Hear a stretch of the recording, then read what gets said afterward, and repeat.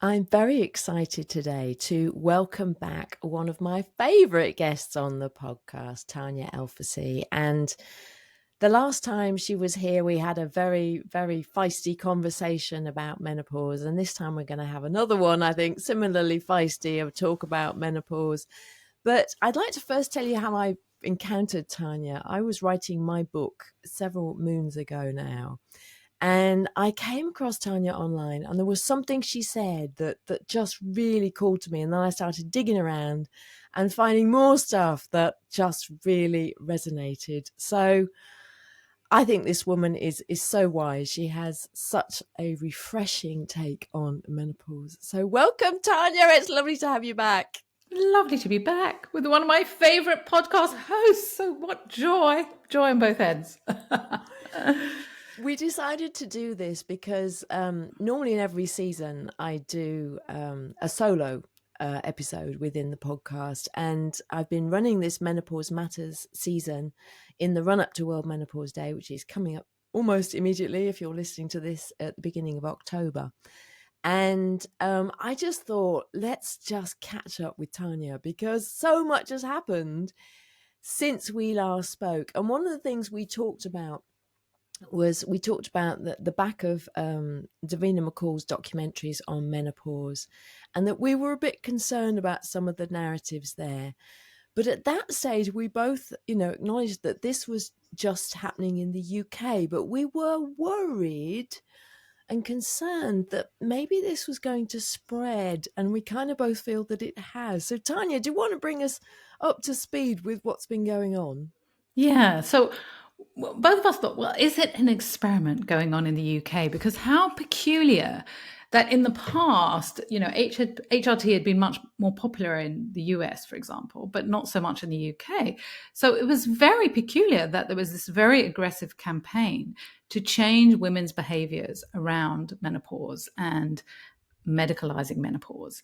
And lo and behold, it did cross the Atlantic and it did reach the States and Canada and now is in Australia. And so it does seem that the UK was the experiment. It was an experiment full of fear, full of getting women into a place where they're going to fear not only menopause if they're in menopause, but before menopause, they're going to fear approaching menopause. They're going to fear the future of their health, fearing disease.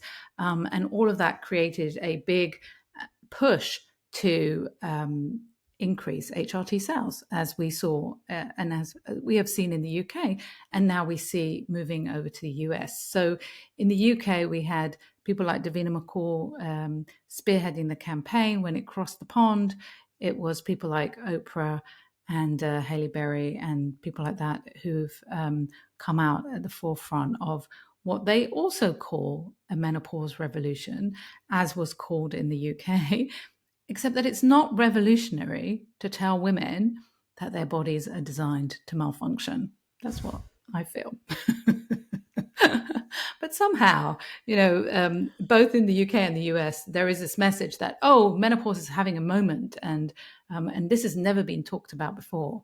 And of course, you and I both know something about the history of HRT, and we know that that's not true. And even in the US, there were times when up to 50% of women at midlife were on HRT. So it's not like HRT hasn't been discussed before or menopause hasn't been discussed before, but certainly now it seems to be all over the place because of social media.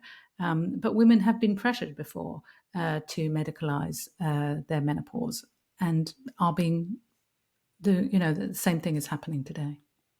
And obviously, the formulations have changed since the 1960s when that horrible book Feminine Forever was published, and it was horse urine that was being used in the formulations. And obviously, a lot of people say that the formulations are completely different and they're much safer, and I'm sure that they probably are safer, but there is still the narrative, isn't there, that we break in midlife and we need something to fix us. And what's really peculiar in America is that with the Make America Healthy campaign that's going on now, there still seems to be, even though on the one hand they're saying no to vaccines and no to interventions, a woman going through menopause must be on hormone therapy, otherwise she risks current and future ill health. That's what's happening, isn't it? Yeah, I mean, it's very unfortunate. The head of the FDA does have generally a more holistic approach to health than, let's say, his predecessors. When one considers things, America is under an attack of chronic disease. And so they really do need to get to the heart of what is causing chronic disease. So, for example, obesity in the States is, off the charts. And the medical solution would be to give even children Ozempic. So, for example, the head of the FDA does come and say, well, that's probably not a good idea. And perhaps we should be looking at school lunches, for example. Could we make them healthier? Could we add, more fitness regimes to children's lives? And on other things, for example, as the overuse of antidepressants, he's looking at things like, well, could communities help people with their sense of loneliness and depression, rather than just pushing out a medical solution. So he does have this sort of more open, holistic approach to different conditions, let's say health conditions. But when it comes to menopause, he wrote a book called Blind Spots. And in that book, it really seems as if like this chapter was written by someone else. He decided that the Women's Health Initiative, which was halted in 2002 and created a big scandal because of the perceived risks of HRT, he thinks that was the big blind spot within medicine. And if that hadn't happened, then women would be living such healthier lives, and and they would all be on HRT. And HRT can reduce the risk of this, heart disease and osteoporosis and dementia, etc.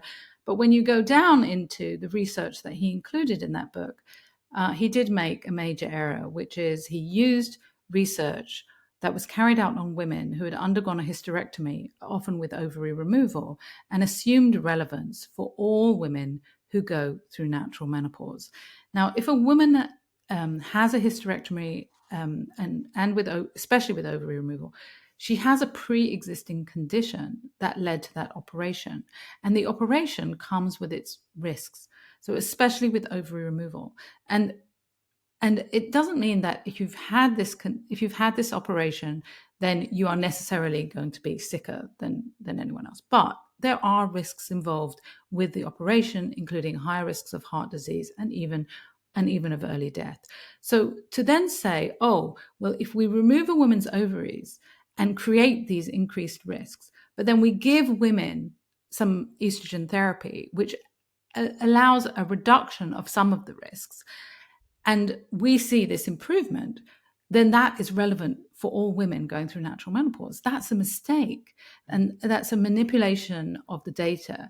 And I'm not sure that he's done that consciously, but it's just perhaps he doesn't have that level of understanding of the risks that are involved in these procedures and why we can't use data of estrogen-only therapy and assume that is relevant for women who are in natural menopause. And if they do take HRT, take estrogen plus a progesterone element.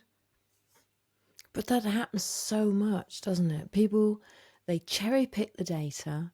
They don't understand the data. We were talking before we hit record whether we could actually explain the difference between relative and absolute risk to people, because that's something that befuddles things.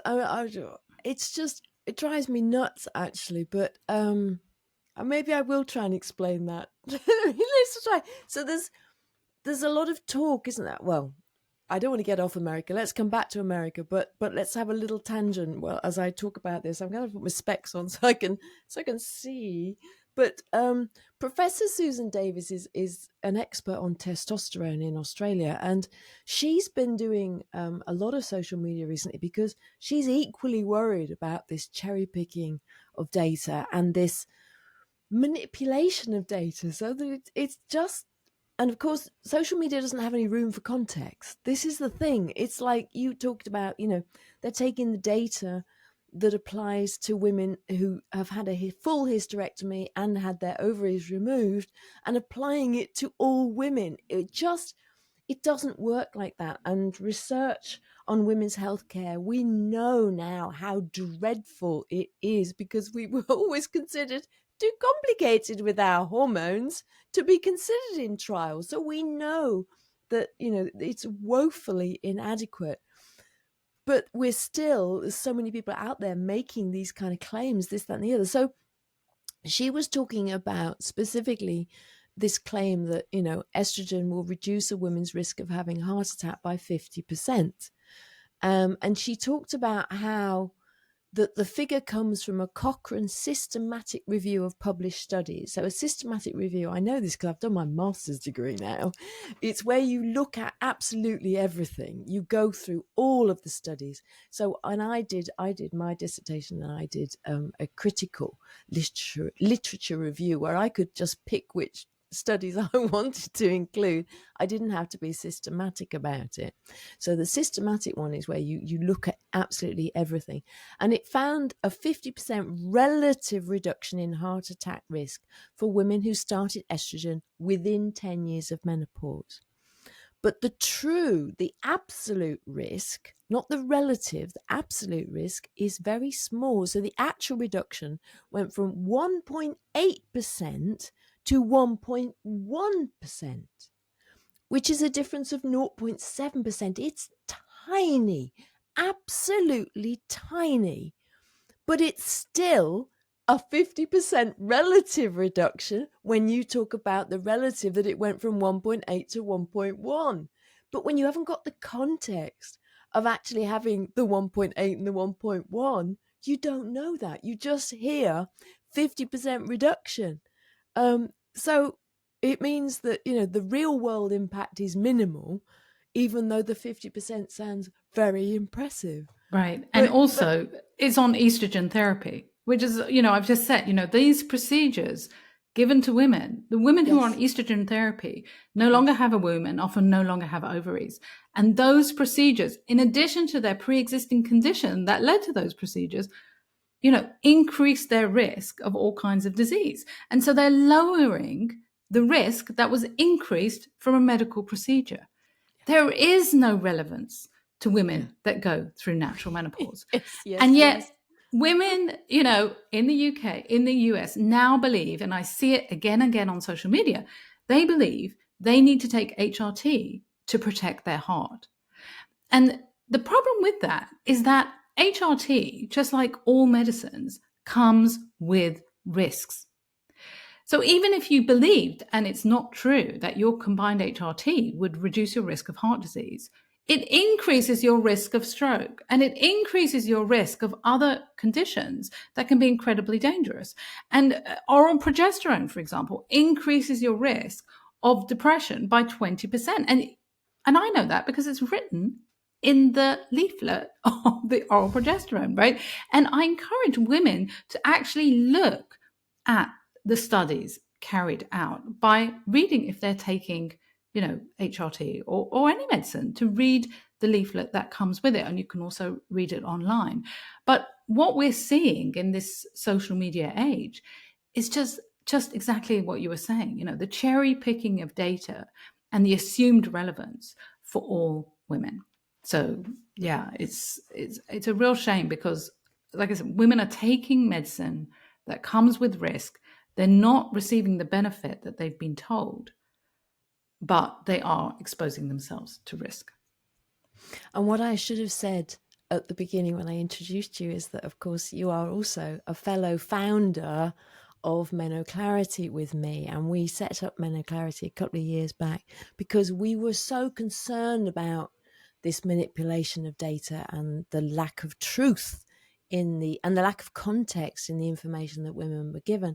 And we've done a lot of digging into the data, haven't we, you and I? We're the ones that are most, I think we're the diggers. We get most incensed by it. It was like, well, hang on a minute. What is this data actually saying?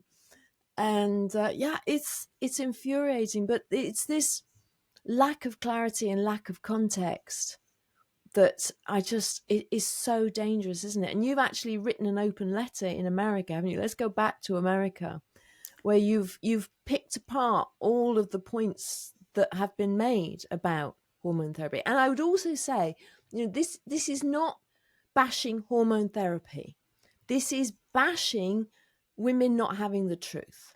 Right. This is right. bashing women not having all the information they need to make a considered decision, and being manipulated, being made to fear. That's the narrative now, that menopause is a hormone deficiency, and that we're all gonna fall dead, basically, if we don't take drugs. That if you look at the blue zones, women are living very long, healthful lives, and they're not taking drugs. They don't need to take drugs to have those long, healthful lives. There are other things that need to be considered. Anyway, tell us about your open letter that you wrote.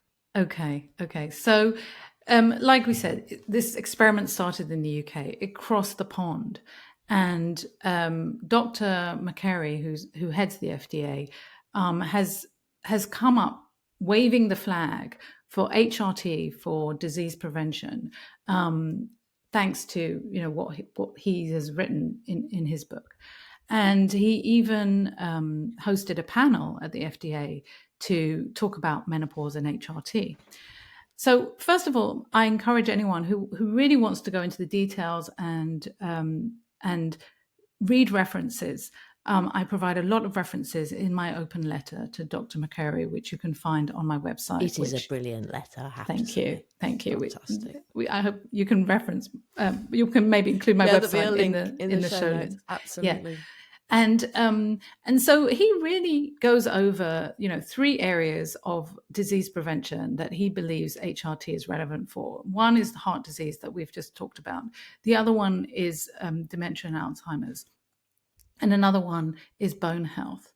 Now, the thing is, in all 3 cases, the same error is made, that he has relied, and as do many other influencers in the menopause space, he has relied on estrogen only trials to come to a conclusion that women need HRT for future disease prevention.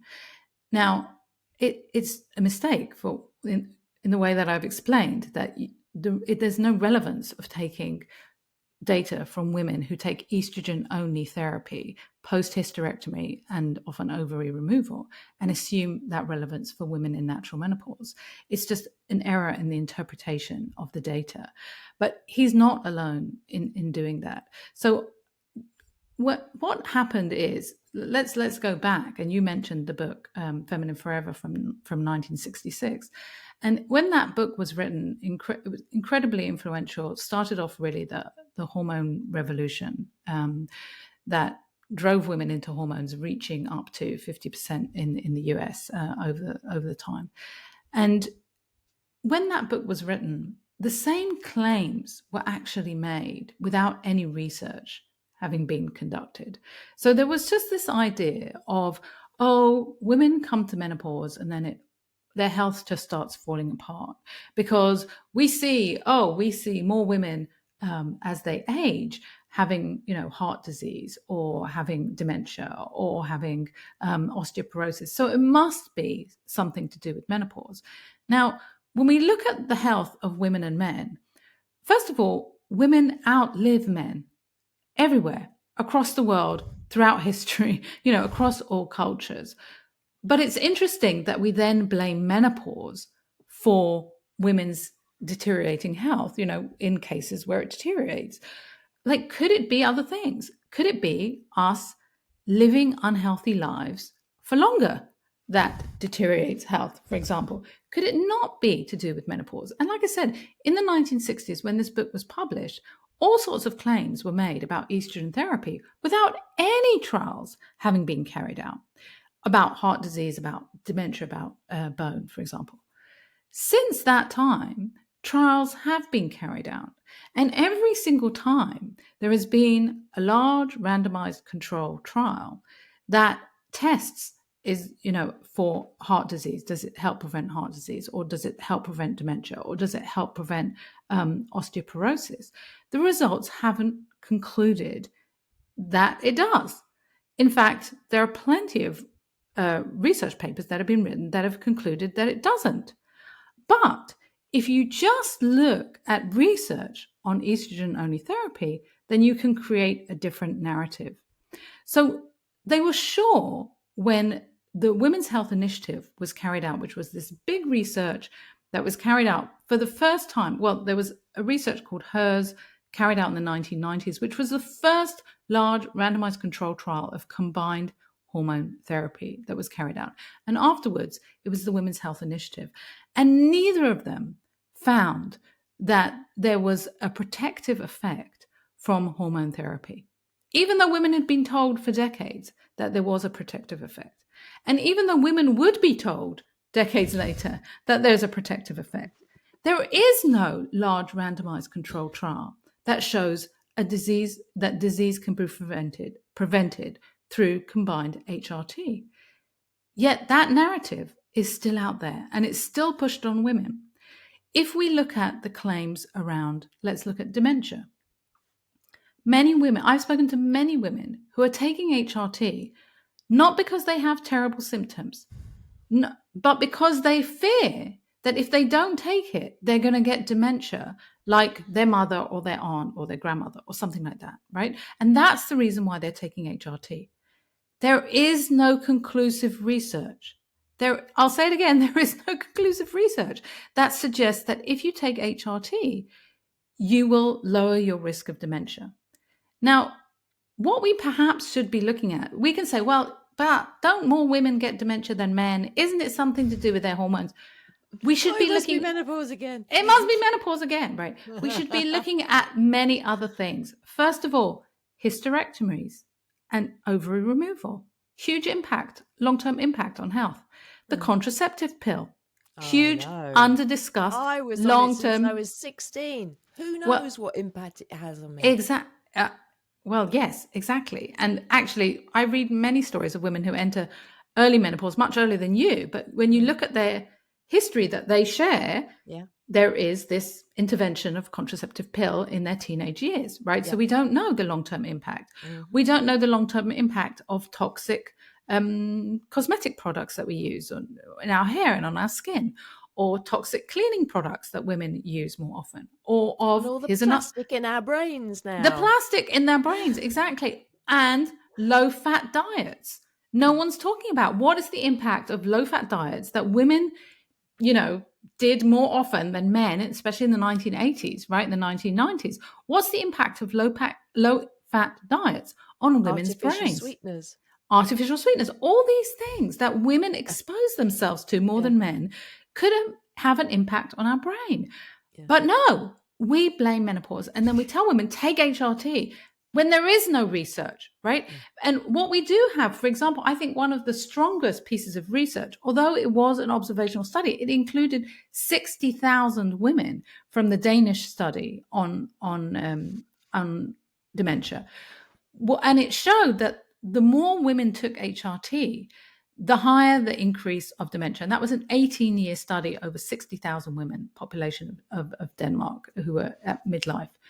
And even then, the researchers concluded they couldn't say if it was the HRT necessarily that led to dementia, or if it was the existence of symptoms that then put women at risk of dementia. Because without a randomized controlled trial, you can't differentiate between the two. But then if we even look at that, we can say, well, isn't it better then that we help women reduce their symptoms in natural ways? Because it could be a risk from living that out of balanced lives that create symptoms, or it could be the risk of treating symptoms with HRT. The best solution is for us to come back into balance in a natural way to rebalance and live a life of harmony.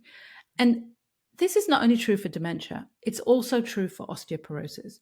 So like this claim of dementia that women can take some kind of HRT at midlife and they're going to They're going to prevent a case of dementia decades later, which is absolutely absurd. So is the case with bone health. Women are taking HRT because they think it's going to prevent osteoporosis down the line. Now, most women still do not take HRT for life. They take it at a time at midlife. If you take HRT during the time you're taking it, there can be a slight change in bone density. But as soon as you stop taking the HRT, your bone density returns to pre-treatment levels. And this is not what women are told, even though it's in the small print, in the hormone policy documents of the menopause societies in the States and in the UK, and the guidelines, the NICE guidelines in the UK. Your change in bone density only occurs while you're taking the hormone therapy. Now, if a woman takes hormone therapy for 30 years, she increases her risk of several terrible diseases and conditions doctors are encouraging her not to take long-term HRT. So if she stops taking the HRT at midlife, there's no knock-on effect on her bones. And if she keeps on taking HRT, she's at risk of numerous other diseases. And she's also making her bones more dense, which might mean they behave like glass in a fall and not like wood. We actually want strong bones that behave like wood and not super dense bones that behave like glass. And bone strength comes from lifestyle interventions, right? Start exercising, start lifting weights or moving in a way that puts pressure right in the right places in your body. Eat well, have a low stress life as much as you can. Get out in the sun, right? These are the things that are going to protect your heart, your brain, and your bones. So the idea that you can just take this once called a wonder drug and you'll be disease-free for life is entirely made up. It was made up in the 60s. Like I said, since then there's been research. The research has not proven disease prevention benefits, and it remains a made-up narrative today. And when you and I try and put across these kind of arguments, I'm often told the drug companies don't make any money off hormones. So it's not the drug companies pushing these narratives because they don't make any money off hormones. And I'm thinking, well, hang on a minute. They may not make that much money off an individual hormone.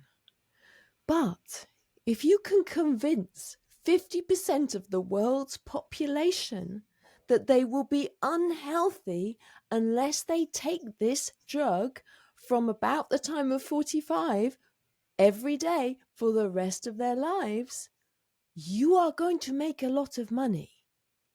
Yeah. And if the National Health Service in the UK will not countenance giving it you for life because they can't afford it, you are going to go to a private doctor who'll prescribe that for you, who may charge you £300 for that initial consultation and then £200 for a repeat prescription. So the private doctor may not be making any money off the hormones themselves, but they sure as hell are off the services that they are providing to enable you, the customer, to access this drug that you've been told you need for the rest of your life to remain healthy. And that really annoys me. Right. And it's interesting, this idea that drug companies aren't making any money. Yeah, I just don't believe that. And I'll just put a case in point. So since the Women's Health Initiative came out, there was a big scandal with the Women's Health Initiative in 2002 around breast cancer. And there are some, including the head of the FDA, who will say that the increased risk of breast cancer was not statistically significant. I believe he's looking at for the younger population, not the older population who were also included in that study.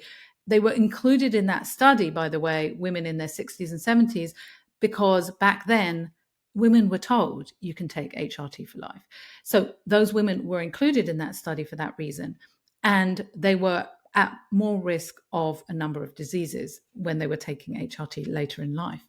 And since that study came out, Pfizer, who is now the owner of the main manufacturer of HRT, has had to pay, well, in 2000 up to 2012, they had to pay $1.2 billion in lawsuits regarding breast cancer.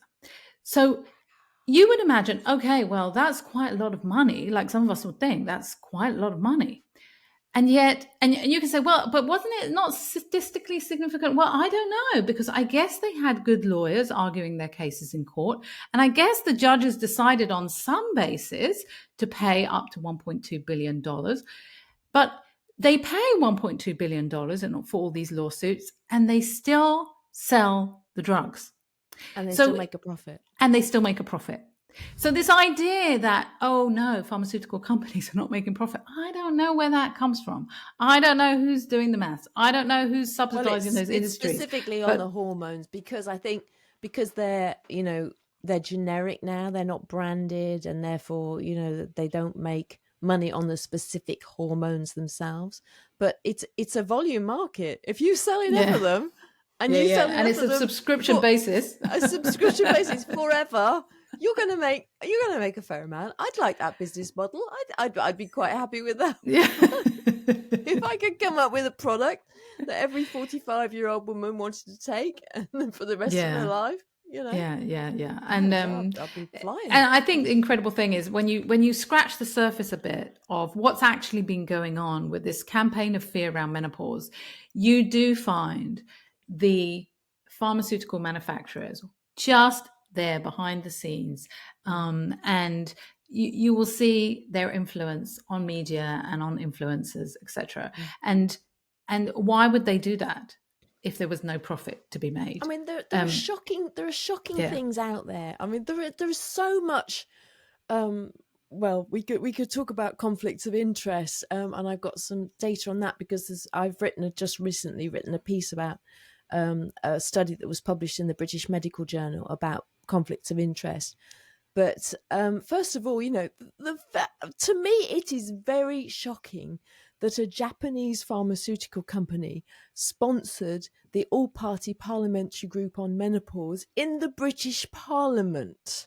Yes. Why would that be? And then their drug, which is non-hormonal, but their drug, which is for the management of hot flushes, was approved fairly quickly in the UK. They also sponsored the Super Bowl in America, and they were also approved quite quickly in America. And I'm just like, why? This is me getting, oh my goodness, there were so many soapboxes I could get onto, but people don't seem to care. And that's what's really annoying, because there's so many things now that, people just, it's like people shrug their shoulders and go, oh, well. And you and I are going, well, hang on a minute. No, this isn't acceptable. This isn't right. And fortunately, in Australia, they're a little bit more circumspect about what's going on. And they've just had, I'll talk about the conflicts of interest in a moment, but they've just, in Australia, there was a qualitative study about what are called the commercial determinants of health. And this is a term that I've discovered recently, but it's about how health can actually change dependent on commercial interests, dependent on the manipulation that goes on behind the scenes. And that's how tobacco became acceptable. That's how alcohol still remains very acceptable, because there is such a huge marketing budget behind, and lots of clever marketing as well. So, tobacco now, we know it's bad, but for years, it was the coolest thing that you could possibly do, was be to sit there with a fag in your hand, and I did it when I was young. I thought I was very cool when I had a fag in my hand. But now we know that it's potentially a death stick, Yeah. So this study was 509 Australian women aged 45 to 64. qualitative study, which means wasn't numbers based. It was actually interviewing women. It's still statistically valid. I know that, having done my master's degree. But they were exploring the commercialization of menopause, including products, services, and pharmaceutical industry influence. And they identified 3 factors showing how women feel about being targeted for profit under the guise of menopause support. So they really felt that commercial actors exploit women's concerns for financial gain. So they're building up, the catastrophizing of menopause, the fear tactics, the influencer-led empathy to sell products, the wellness industry being particularly seen as exploitative, and that women now feel menopause has become another marketing opportunity tied to anti-aging and beauty standards. Yes, and I have written extensively about how ageism, I believe, is behind so much of how we experience menopause. And then secondly, marketing access and affordability amplify vulnerability. So they can be emotionally and physically vulnerable during menopause, and then they are susceptible to marketing promises. It's that narrative, we're broken, we need fixing. And the influence celebrities and peers are playing a major role in normalizing that commercial menopause consumption. Yeah. Yeah. And then mixed feelings about pharmaceutical industry sponsorship. They see the negative views dominating, and they distrust the pharmaceutical industry. And they worry that sponsorship from pharmaceutical companies might bias doctors' prescribing behavior. So this was in Australia, and I just think, thank goodness in Australia they are thinking about these things, because we're not thinking about it. We're just going, oh, it's fine. We're shrugging our shoulders again and going, oh, this is fine. Right. And go on. Yeah, I think there's this umbrella term of menopause awareness. And it's pushed. We've seen the same thing happen actually in the UK and in the US, that there are these organizations that have been formed which have brought together some celebrities, some people, other people in the media, in written media, and some maybe celebrity doctors, and other people, that they've brought them together, and they've created these organizations that are charities for menopause awareness. And we see the same thing happening in the US. And then you dig down a little bit and you find, oh, that's interesting, because there's a pharmaceutical sponsor that's behind that. So there's this push of menopause awareness, and it's all very nice. Like in the States, you've got Oprah talking about menopause, and women are feeling heard, and they feel like, oh, I didn't know. And you and I, we've been in this business of menopause awareness for a very long time, but we've been coming at it at a much more empowering approach. Like, knowledge is power. And what can you do within yourself to create an easier journey through menopause? This has been our approach. But this menopause awareness created by these organizations and charities is all about, well, let's tell you about how terrible it is, and how it's a medical condition, and how you need to fear disease. And here we have the pharmaceutical solution. So it's really not innocent menopause awareness. And for anyone who's a little bit aware about what's been happening in the mental health awareness area, is something very similar has happened. There's more discussion about mental health awareness. People have lower rates of mental health, and they are taking more medications to medicate their mental health. So something is wrong, because if we hand out more prescriptions for SSRIs or antidepressants, anti-anxiety meds, that doesn't mean that we're a healthier population.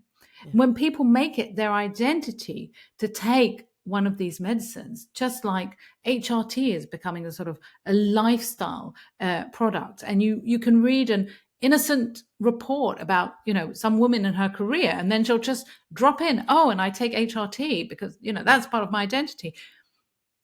It's not innocent. It's a change in our perception of menopause. And women influencers out there saying that they can tell if a woman's taking HRT because she looks younger. Yeah. I'm just like, yeah. oh my word. Seriously. And of course, now influencers are promoting the new magic combo of the GLP-1s. I don't know how you say it, but the weight loss drugs Yeah. and hormone therapy. That is the new miracle combo, because then you can be thin and sexy. And you can Right. live forever, and your skin will look great. And I'm just like, oh, please, no, Right. no. And the interesting thing is, there's a famous doctor who I won't name, but she's from over the pond in the US. And she was promoting HRT for weight loss for the longest time. And then she came out and she said, oh no. Oh, yeah, I got it wrong. I got it wrong. We need to combine it with the GLP. Yeah, I know, I know what you mean. And then she said, and it's backed by science. Well, me being me, I went and looked at the science, which was a tiny, minute study. I can't remember. I think it was like under 20 women, like, who actually took these things for like a limited amount of time. And that was the solid science. That's what's changed her protocol. It's absolutely bizarre. And guess what?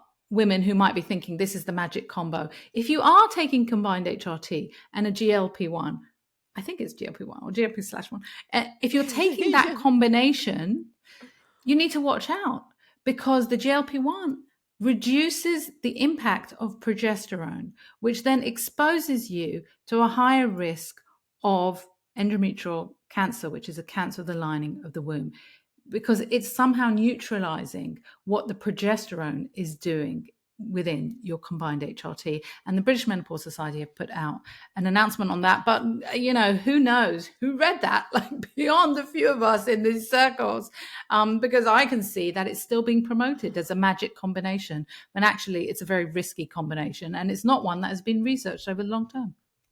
And anybody that's watching the video can see that I am just combusting over here. I would say spontaneous combustion, but it's not spontaneous because it's been building up. But I have hot flushes about this. I really do. And I'm 17 years post-menopause. I don't usually get hot flushes, but I get very hot under the collar, because I just hate this manipulation. And I'm just going to tell you about, so I wrote a piece for Menoclarity just recently, and it's about the menopause misinformation crisis, how social media is letting women down. And it was talking about the flood of misinformation. So there was a study published in British Medical Journal, which you can go and access. It's open access. And they researched the most visible content online about hormone therapy specifically, looking at 180 top posts recommending or making claims about hormone therapy across 6 social media channels: Facebook, Instagram, TikTok, YouTube, Twitter, X, I still call it Twitter, X, and Google. And it focused on UK social media. But we all know the nature of social media. It's global, isn't it? So this is all potentially going to have a global impact. It was conducted through 22, 23 and up to May 24 and published in the August edition of the British Medical Journal. And they found, out of 180 top posts, in 117 cases, there was a conflict either directly or indirectly related to menopause through provision of private practice, pharmaceutical industry funding, or retail products marketed at the menopause. 93% of the major content creators had direct or indirect conflicts of interest. The majority of people giving advice had something to sell, whether private clinic services, supplements, coaching, skincare, or even links to pharmaceutical companies. And only 1 in 3 creators out of that 93% stated their conflict of interest. So people are not saying that they have a conflict of interest. I went digging, you know, I mean, there's somebody in the States who's this sort of supposed, you know, objective voice on the menopause. And if you just dig a little tiny bit, you don't need to dig very much. She's working for a company that sells an estrogen face cream. So she's trying to get everybody to buy estrogen face cream because, you know, and that's been tested. That's definitely had a randomized control trial to test what the impact of putting estrogen in your face is, you know. Right. You can put it on your fanny, you can put it on your face, can't you? That's an observational study. No, well, let's just exactly. And let's just talk about it, because it's really, actually, it's really, really important. because these estrogen-based face creams that haven't been tested clinically. The word Fanny on the podcast. Yeah, well, now you've done it. And that'll be up to you to see if it gets edited out. But these face creams that haven't been tested. I'm the editor. Okay, it stays in. These face creams that haven't been tested. So how much are women putting on in the day? Like what's the impact of I really like this cream. I'll just, it doesn't matter. It's like a sweetie. You can just put more on. You can just put more on. You can just put more on. And actually, the recent FDA panel on menopause and HRT brought up this idea of, that right now there are very stern warnings on vaginal estrogen. And perhaps, those warnings came about because it's not perhaps, they came about because of the WHI, which was, an oral HRT and not a transdermal HRT, which would be used for vaginal estrogen. But the doctors, who pretty much all of them had huge conflicts of interests, surprise, surprise, like the doctors were saying, it's absolutely clear that it is safe and effective. It's safe and effective. It's we absolutely know this. We don't. There are no long-term clinical trials on vaginal estrogen. And another doctor said, because there aren't any long-term trials, we need to rely on this observational study that was carried out by the manufacturer of vaginal estrogen. Well, no, that's not the way we do, medicine approval, or the way that we decide what safety instructions need to be written on a product's insert. But, there's this just push of, it's a free for all. And if we treat it like candy or I don't even know what to call it, because, candy obviously has some effects. It's not terribly good for you. But if we treat it like candy, like we say, then maybe everyone will just think that it is harmless when it is clearly not harmless. And the history of HRT has shown to us that the big promises are made before any trials are carried out. They carry out trials, and then it's a sort of oops moment. Oops, we're sorry. And we can talk about this in terms of also what's happening with testosterone, which is the new hormone on the block and is wildly over-promoted. And Professor Susan Davis talks about this in interviews that she's given, and saying that, there have been trials testing testosterone for a wide variety of supposed benefits, and no trials have shown any improvement except for libido. But in her practice, and she's in Australia where testosterone has been, she has been able to give women testosterone over I don't know, like years and years, let's say. And in her practice, she has found that when she gives women testosterone for libido, they don't find the benefit versus any side effect or negative effect that they're receiving from the drug to be convincing enough that they stay on it longer than 6 months, than a trial period. So even though, our randomized controlled trials have found a slight improvement in terms of libido, and by the way, there's a huge placebo effect involved. Oh yes, but I was going to say that. They have found it in terms of libido, but nothing else. The women that she has treated have not found it beneficial enough without, experiencing side effects to continue on it. But you would never know that from everything that you would hear on social media or even regular media from testosterone that's given, huge supposed benefits, attached to it. And they just haven't been proven and are not true. And just going back to the vaginal estrogen, full disclosure, I use vaginal estrogen and I find it very, very helpful. But I do that with full knowledge of what risks I am prepared to take to get the help that I need from that. And I think that's all we want here. We want women to have the full picture and to understand exactly what's going on. And when we don't know stuff, when the world doesn't know, the world needs to say, I don't know. There's nothing wrong with saying, I don't know. Right. We don't know what we don't know. Right. And that's right. But just going back to this the survey in the British Medical Journal. So the other key thing here, as well as the conflict of interest, 67% of posts were misleading. So 2 out of 3 claims about hormone therapy went beyond what is recommended by official guidance from NICE, which is the National Institute for Health and Care Excellence, and the BNF, the British National Formulary, which guide safe prescribing. So it's the wild, wild west out there. People are making claims that simply, A, are not backed up by data and research, and B, go way beyond official guidance.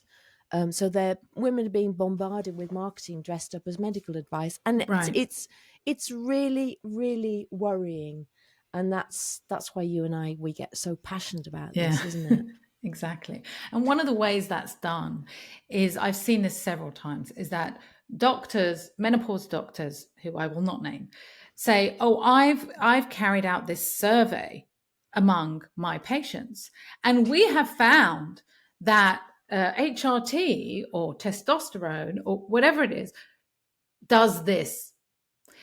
Now, a survey among your patients is not considered gold standard science in any way whatsoever. Audience. Exactly. You don't include the women who have horrible side effects. You don't include the women who like stop coming to your practice. You don't include the women who haven't received any benefit, haven't received the benefit that they wanted. You take a survey of 100 women who perhaps received benefits, and then say, this is what we're getting. We're getting 100% benefits. Women that have come to you because they couldn't get help elsewhere, and they've got the money to be able to pay for the help that you provide. Yes, and there's no placebo. And the thing about HRT is that although Professor Susan Davis talks about the huge placebo effect in testosterone, it's really difficult to find the placebo effect for estrogen and progesterone. But there are studies that do mention it in a slightly different term. They don't measure the placebo effect in the same way that they measure the effect of the drug. But all HRT has a placebo effect. And certainly with the amount of publicity on social media, with everybody telling you how wonderful it is, of course you're probably going to respond that it's wonderful. Right.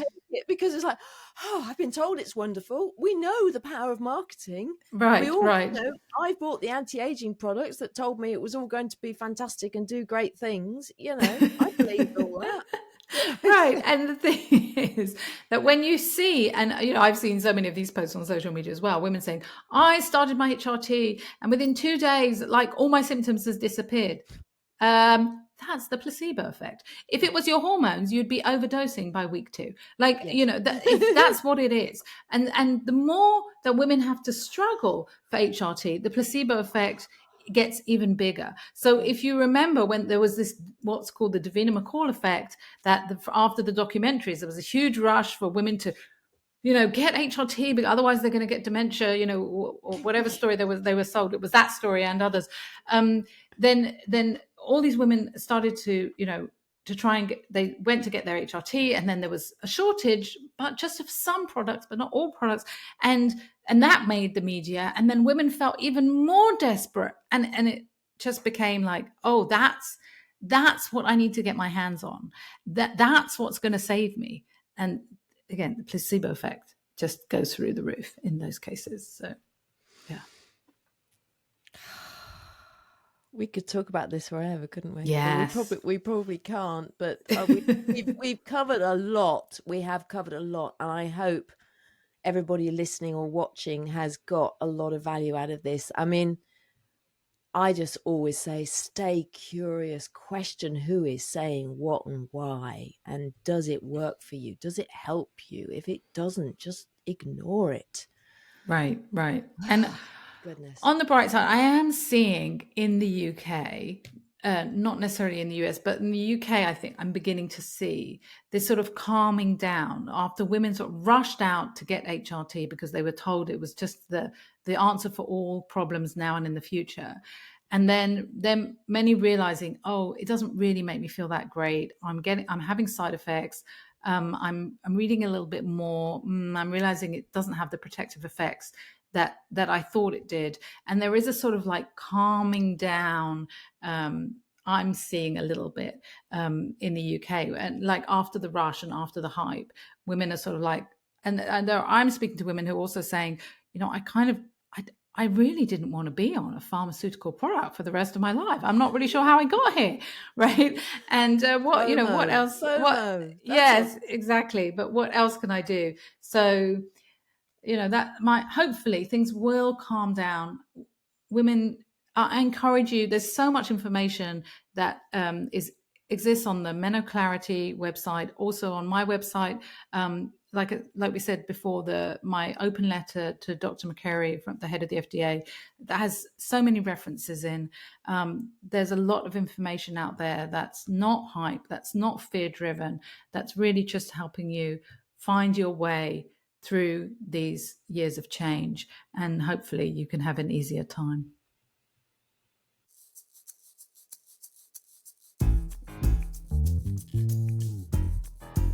Thanks for listening to this episode of the Magnificent Midlife Podcast.